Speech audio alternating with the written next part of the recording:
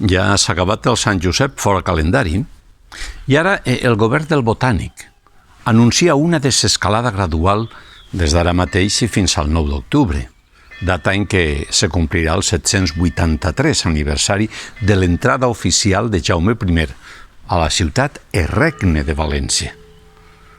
Alguna cosa ens està passant a la societat quan cada 8 dies es viuen aldarulls i congregacions massives de persones que s'obstinen a perllongar la nit amb la matinada i amb el dia següent. Em fa la sensació que és tan alt el nivell de societat balneari que hem dissenyat que hi ha massa persones amb un grau educatiu justet. I és per això que trobem tanta gent abocada a l'hostaleria, a la perruqueria, als gabinets d'estètica, als de manicura o als salons de rajos UVA, als tallers mecànics o a les botigues de roba. Algú ho hauria de dir.